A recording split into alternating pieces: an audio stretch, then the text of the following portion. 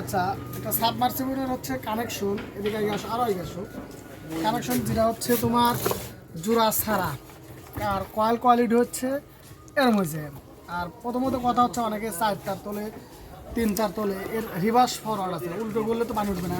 সহজ একটা technique coil বাঁধানো, সে হচ্ছে কি পুরা কয়েল রানিং কয়েল, এই এক কয়েল এই এক কয়েল, আর স্টার্টিং এই একটা এই দুটো স্টার্টিংয়ের মাথা, এই দুটো রানিং মাথা।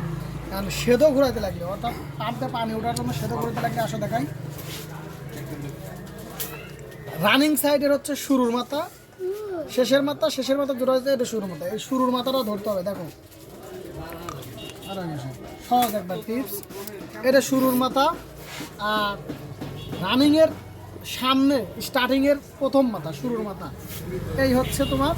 এই দুটি হচ্ছে কমন, এই দুটো হচ্ছে ডাইরেক্ট কমন চলে যাবে। আর এটা হচ্ছে স্টার্টিং, আর এটা রানিং। তাহলে তোমার মোটরটা হচ্ছে এই পাশে ঘুরবে। ঠিক আছে, ভিডিওটা